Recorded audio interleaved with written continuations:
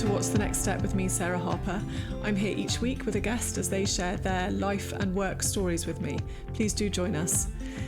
Please get in touch. I'm on YouTube if you'd like to watch the episodes, Instagram, and What's the Next Step podcast at gmail.com.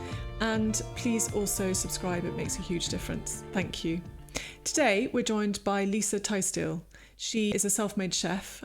She's worked on super yachts and currently works on privately owned estates. But the good news is she works in much smaller homes for ordinary families like you and me. And her food is absolutely delicious. We recorded this back in early September 2024. So I'll see you on the other side. Let me know what you think. Hi, Lisa. Welcome to the podcast. Thank you for having me. Thanks for coming on. I mean, as you know, I love a bit of food and I absolutely love your cooking. So while we're friends, we haven't actually had the kind of conversation that we're about to have. So I'm really looking forward to it. So Thanks for coming on. Can we start with where the love of food came from? Yeah, I was quite a fussy eater as a kid. So I think that's where I started cooking because I like to control my food. I didn't like chicken legs. I like cheese, but only if it was melted, just like a typical child, really, really fussy. And then as I came into my teens, I loved cooking. My dad was a really good cook, although he worked a lot. So my mum did cook a lot and she was always on a diet. So it's, the cabbage soup, vegetable soups, vegetable stir fries, and I think that's where I really solidified my love of vegetables and healthy eating, actually. It's quite helpful, isn't it, when you have a parent who's really into food. My dad's really into cooking, and I do think that breeds enthusiasm and interest often in the family. Have you had any formal training? Where did you actually learn? No formal training. Right. I just taught myself. Wow. I just had an interest. So I moved to the south of France, as you know, when I was about 21, and the goal was to get a job as a stewardess on yachts. And I went out with my £700 in my pocket, blew it all networking in bars. I ran out of money, so I just ended up working in bars, ended up working in an English pub. And I used to cover for the chef who worked there on Saturdays, and then it was Sundays as well, and when she took holidays, and then she eventually left and asked if I wanted to take over from her permanently. And we only did lunches, and it was very simple English fry-ups, roasts, sausage and mash, burgers, very simple stuff. And so I did that for a couple of years. And then Nick and I moved to Australia. I cooked in the CBD there in a hotel and picked up some good skills. And then we decided to move back to Europe. And I was going to look for a job as a stewardess because I knew all these captains, and they used to say, well, if you ever need a job, you'd be great, because I worked in the bar as well. Oh, you'd be great on the boat. And so I put out the feelers for a job as a stewardess, and then my friend came to me and said, do you want to be my chef? And I was like, what? Wow. Because for me, people who own yachts have access to the best of the best. They eat in the best restaurants, the best produce, everything. And I just didn't think I'd be able to do it. And he said, well, I've tasted your chili, in the gaff. The chili was amazing. I'm sure you can do it.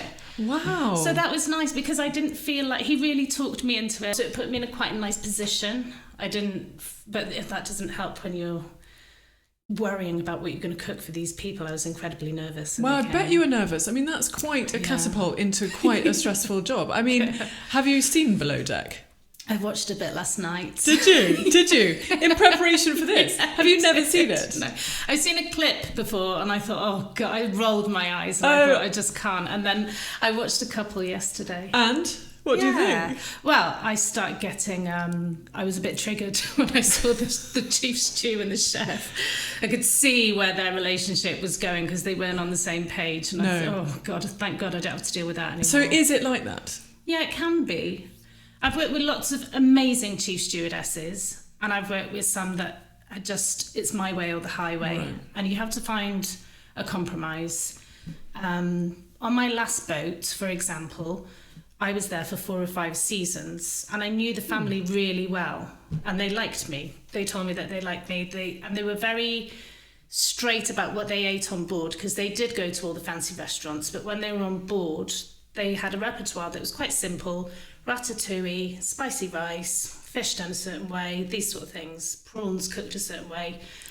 And that's their relief from all of the heavy eating out and the fancy. And you just want something homely. Because for them, it's another, or a second home for them when they come on board. And we had this one stewardess, and when she was the second one of the season, so we were all ready, oh God, the boss is coming next week. She needs to get up to speed. And when she came on board, we did what we call a live lunch. So all the crew sit in the dining area, and the girls serve the boys, so we can practice as though we're serving guests. So all these things that come up, no, you clear from the left or the right, I'm not quite sure. And this is how you top up the wines and these sort of things, and the captain will observe and everyone will give their feedback. That's a good idea to do that. It's a really good idea. And so we did one of those with this lady, and she said, well, I'm going to teach the girls silver service. I said, well, they don't need it. The family don't like that. They eat family style. They rarely have anything plated. It's very relaxed on board. Well, that's not how I work. I'm going to spend the next 2 nights teaching them silver service. And you think, well, you've got loads more other things that you need to get on. You need to do an inventory, but you need to know where everything is. And so it's quite challenging, because I'm certainly not going to start serving in a silver service way when I've worked for the family for 3 years and I know that that's not what they want. So where did that end up? I mean, that's a classic example of her not listening. Yeah, she didn't and following what she didn't last very long. No, the owner didn't. I don't know. I think she probably had very high standards, but you have to be flexible to what the client wants, and the client just didn't gel. And I can't remember how it came to a head, but she. So have you had any really difficult clients on the boat? Difficult clients? Well, for me, so Below Deck's all about charter, isn't it? So I only ever worked on one charter boat, and it was quite a small boat, so people wouldn't come for weeks at a time. It was more day trips or long weekends, or 5 days, for example. And the other boats that I worked on were owned by families. So you get to know them, but then sometimes they bring people on board who aren't the best people in the world, and yeah, we've had some interesting people. Your chili is the best in the world. Well, there you go. I have actually tasted that very chili. It's absolutely delicious. Thank you. Well done you. Generally, chefing, I mean, it is quite a high-pressure job, isn't it? I mean, we've all seen Boiling Point, and we've all seen Gordon Ramsay effing and blinding left, right and centre. I mean, how do you deal with the pressure of that? I imagine Gordon Ramsay's got, I mean, I like to think I've got high standards, but he is another level, isn't he? Yeah, and he's got a career of effing and blinding as well. I'm not like that in the kitchen. I work with lots of people now, and have done in the past, that I'm not tooting my own trumpet, but just say that they like working with me because I'm calm. And I just think if you're shouting and you're effing and blinding and you're panicking, then you can't think clearly. And that's where things go wrong. And that's where other people start getting antsy and worried and nervous, and then it just all goes to pot. Yes. So, how I do that is I try and be as organised as I possibly can. My partner will tell you that in real life, organisation is not one of my strong points, but when it comes to work, I'm list, details, and that's me controlling the controllables, I suppose. Yes. Any other stories you're allowed to tell us? We all are a bit obsessed with Below Deck in this country. So any other interesting stories you'd like to share? Well, obviously discretion is key. Absolutely. NDA to the max. So there's certain things you can't talk about. But on my last boat, it was quite a funny story. So I just joined, and the boss was supposed to come this one weekend, and then he didn't. And then the following weekend, we were going to Saint-Tropez, and the boss was coming, and that's all you know. I think you get to know a little bit more with charter guests, because you need to know exactly who's coming, their preferences, all of this. But when it's family, they don't need to tell you every detail of their life. So we didn't know who was coming until the captain picked up the boss from the airport, and he's texting, I'm with Mr. It's just him. Like, okay, and I planned all this food for the weekend, and apparently he's going to a wedding, so I don't think he's going to be using the boat much. And then when the captain got back to the boat with the owner, he said to me, look, he's going to a pre-wedding dinner tonight, so you can have the night off. Like, make the most of it. We're going to be so busy over the coming weeks, so just put your feet up. It feels weird when you've just joined a boat and you're trying to make a good impression. So no, just go and relax, and we'll see you in the morning. And that was that. And then at 11, I could hear outside my cabin all this, you know, dum, dum, dum, dum, people opening hatches and noise going on. I stuck my head out and asked what was happening, and the chief stewardess said, the boss has just come back with, well, it started off with 5 people and then 10, and now we're up to about 30, and they just keep coming. So he's decided we're having a party, and all the crew were begging, stealing and borrowing from boats next door, from the restaurant on the dock. Wow. They needed ice and booze and champagne and everything. The captain said, yeah, can you make some canapes? So he's peeling carrots and I'm chopping this, and we had 70 people on board in the end. Yeah, and one of the girls said to me later on, she said, I was walking around with some canapes, and one of the guests said to the boss, gosh, it's amazing that they've managed to pull this out of the bag for you. And he said, yeah, they're really clever, aren't they? Or something to that effect. Yeah. And it just really boosted everyone's morale because we nailed it. Yeah, well done. And then he did say, I might bring everyone back tomorrow after the wedding. So then I'm out buying, you know, tuna, fillet, because I just had to make do with what we had in the fridge. So I'm buying all the expensive stuff, foie gras, caviar, getting it all in for this pre-wedding party on the Saturday, and nobody came. Oh no! Yeah, sod's law. We were all like, right, we're ready, and he just didn't come. Got a massive example of how flexible you have to be. Yeah. Oh, well done, Lisa. Yeah, and it helps in the job that I do now as well, because things change, and you've just got to move with it. There's no point in complaining. There's no point in moaning, or you've just got to go with it. You've just got to be positive. And right, we need a solution. Yeah. How do we get around that obstacle? And doing it as a team, by the sounds of it. Certainly if the captain's there peeling carrots, that's a pretty good effort. So tell us a bit about what you're doing now then. So I work as a private chef now. I work on a couple of estates. So one is a big, beautiful house, recently renovated and updated. So it's very traditional, but it's modern in its style. And that is used as a holiday home. So imagine Airbnb, but on steroids with staff. Nice, I'd like to go there. Gorgeous. Yeah, it's gorgeous. So they've got a spa, they've got a pool, they've got an outdoor eating area, tennis courts.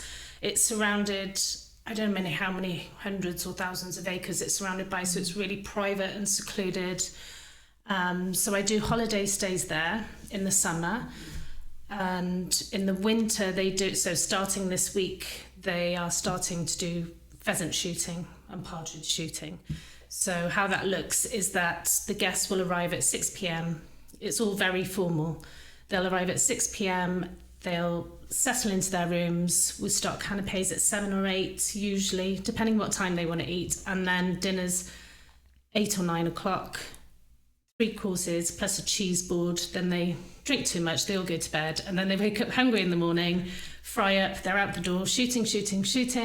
They stop at 11 for 11s, and I think, from what I understand, on some estates you might get a sausage roll or something like that. Last year it was lobster, it was fillet steak, it's satay partridge, you know, it's all really decadent, and there's a big drinks trolley where you can make your own Bloody Marys and add your sherry to your consomme and things like that. It's lovely, big open fires and fur blankets and that sort of cosy winter vibe. And then they go off shooting again, they have lunch, and then they leave at 3 or 4, and then the next lot arrive at 6 o'clock, and it's very busy on that estate, so it just goes like that for 2-3 months. Wow, so what sort of size are the parties? Up to 20. Right. Yeah, okay. Up to 20. And is that you doing that all on your own? Yeah, I mean, all the food on my own. So you're based in the Cotswolds, aren't you? Yes, yeah, exactly. How broad can you go? Would you go to London if people... I have done. I cooked for the boss on my old boat. I've cooked for her in London a couple of times. It's quite nice. I mean, what I love about my job is it's always something different, and I go to all these different houses and I'm just gobsmacked when I get there. I can't believe my luck that I get to work in such amazing places. But I mean, I will travel as far as London. I'm more Cotswolds based, right. But for the right people or the right job or whatever. Yes. Yeah. Can we talk a bit about what you enjoy eating? If the world ended tomorrow, what would be your last meal? Gosh, I don't know. I really love comfort food. I do love, because me and Nick try and eat quite healthily. So we eat all the vegetables and the salads, and then on the weekends it's a bit more of a treat. So we'll make, like we say, a massive pot of chili with all the stuff to go with it. I love a roast. I love a curry. All the classics, I suppose, that people like. Yeah. Yes. Yeah. There's nothing that stands out in particular, really. Just to let you know mine, in case you're called upon to... When you're on death row. When I'm on death row. I would really like lasagna, please. Oh yeah, my mum loves lasagna. Yeah, I'm not that that bothered about lasagna, really, but my mum loves it and Nick loves it, so I do cook it for them, and I always enjoy it, but I would never have it in a restaurant. I never would cook it for myself, really. Well, you can cook it for me. Yeah, okay, no worries. Anytime. I'd also like something chocolatey for pud, if that's I don't like chocolate puds either. either. Do you not? Yeah, we're chalk and cheese here. I don't like... dear. I find chocolate at the end of a meal a bit too overwhelming, especially if you've had something... I try and avoid putting red meat and then chocolate on the same menu. But if you have something really stodgy, I think it's always nice to have something... my favourite dessert is a lemon tart. Yes. Anything citrusy, anything caramelly. Okay, so a bit more refreshing with the citrus, maybe. Yeah. Or caramel, I think, is I would put on a par with chocolate in terms of its intensity and its sweetness and things. With salt, salted salt. caramel takes it all away. And Okay. Good one. But what do you not enjoy eating? I don't like shellfish and seafood, which was a bit of a challenge when I worked on boats. At the start of the season, they'd say, so these Russian clients, they don't eat red meat, they only eat a tiny bit of chicken, but they only eat fish and seafood. I'm like, great, fantastic brief. Yes, not really ideal for you. So, but presumably you have to taste it in order to check that it tastes as you want it to? Yeah, but when you think about cooking prawns, you kind of know, you know from the feel of them. Okay.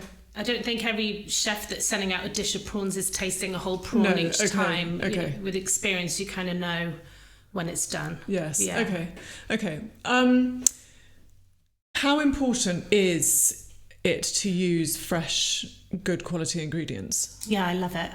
It's really important. Is it? It just depends on what you can get a hold of, especially these days. I know I've spoken to a couple of grocers who say, well, there's a delay with this coming in from Europe and that coming in from Europe with Brexit, and then you might ask for a product. I'm just going to use peppers as an example. They might say that, we just didn't put them in this week because there's such a delay getting it over the line that by the time it gets here, it's not going to be very fresh, and there's just no point in having it. So this afternoon, I'm going to pick up some vegetables from an organic farmer. He lives about half an hour away. My neighbour introduced me to him, and so for us, I buy an organic veg bag every week, and I just wish that he did it on a much bigger scale. And I did use him a bit last year, but it's so seasonal. It's literally that's what's growing now this week, and and I love that. I find it really exciting. There's one estate that I work on, and they have a walled garden, and one gardener who's detailed we're looking after the fruit and vegetables. So each week you get a message from Lizzie saying, this is what's in the garden this week, this is what's in the, this needs using up, we've got a huge glut, and I love that. So you'll totally tailor the menu according to what there is. Yeah, because they like to eat that way as well. They like local, they like seasonal. Most people do these days, I think. Yes. The other thing, I suppose, that's becoming more common is people with different diets, isn't it? So gluten-free or dairy-free, to use two examples, which I happen to follow. How do you adjust to that? Is that frustrating as a chef? Obviously, to the earlier point, you have to be flexible. I appreciate that. But how do you kind of keep on top of it and adjust your style accordingly? Well, years ago, about halfway through my yachting career, there's always the odd gluten-free person. I'm talking like 10 years ago. But I worked for a strict Jewish family. So in the galley, you would have pans for meat, pans for dairy, and pans for parve, which is basically stuff that isn't dairy or meat. Same with the sinks, same with the fridges. Everything had to be completely separate. And I don't know how familiar you are with the rules with Jewish eating, but if you have red meat, or any meat, I think, you can't eat dairy afterwards. So that led me into vegan cooking. Oh, interesting. Yeah. So you can use eggs because they're parve, they're not meat, they're not dairy. You can still use eggs, but you can't have meat and dairy in the same meal. You can have it maybe in the morning, I think, and perhaps there's so many hours that need to pass by before you can have that. So that led me down a path of dairy-free baking, and then more and more people became vegan, so then I came into the vegan side of things, and so I think I've got quite a good understanding of it already. So now when people, there's a vegan, there's a dairy-free, I feel like I've already got quite a good sort of recipe base and repertoire. I mean, that's great. It sounds like you definitely just kind of roll with the punches a bit, because I have to say, as somebody who does now exclude a couple of things, I am always a bit worried about somebody rolling their eyes and being frustrated. Even in restaurants and things, I'm very conscious of people being a bit frustrated with those of us who are choosing to eat slightly differently. And so it would be really lovely to have someone like you, particularly if I'm at home and you're in my kitchen, the fact that you would be completely not only fine with it, but absolutely on board with trying new things and very flexible with the way you cook, I think is brilliant. Thank you. On behalf of those of us who are excluding things from our diet. Well, there's one family I work for, and so one of the daughters is two of the daughters are vegan, one is gluten-free, but they like varied food. They tend to eat family style a lot. So you just make sure that there's like 6 dishes to choose from. There'll be some meat or fish, but then that is separate to the other salads. And then this can have a bit of cheese on it, and that can have some pasta or bread with it. But just as long as there's at least a good 2 or 3 other things that people, when you're eating family style, can eat, and they're not all the same colour, if that makes sense. You don't want a salad with red peppers and then a tomato salad. You want some green and some purple. You want to make it interesting for them as well. Yes. Yeah, and it's all just a bit more informal, isn't it, that style of eating, which I think is a bit more the way that people like to eat these days, rather than a kind of formal sit-down 3 courses. That all feels a little bit old-fashioned, I think, these days. I think more for a celebration, it seems to be. Generally, if people are on holiday, if they're hanging out with friends, that's the way to go. A bit more casual. And there's less pressure then, because there's lots of different things that people can try. Yes. So you're not focusing on this one dish. Like, people always say to me, what's your signature dish?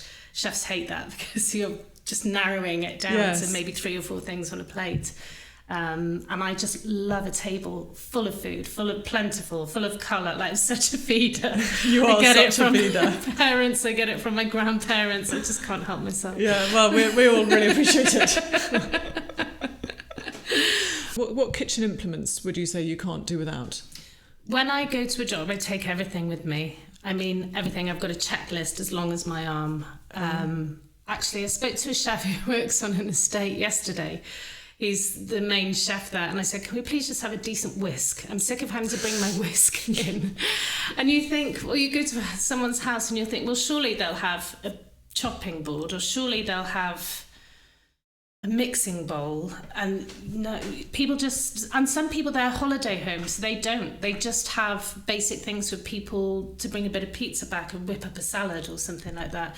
So I don't travel light. No, okay. Yeah. When I did cook for my boss in London, the housekeeper was laughing at me because I had a wheelie suitcase, and it was like a big one, when you're travelling on holiday, like full of kitchen stuff. It weighed a ton, clunking down the road with it.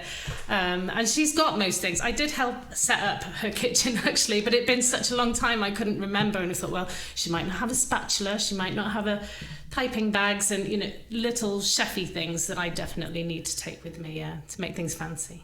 And also, I suppose that's another example of you being able to control the controllables. Exactly, yeah. And being organised about it. Yeah. Where do you stand on air fryers?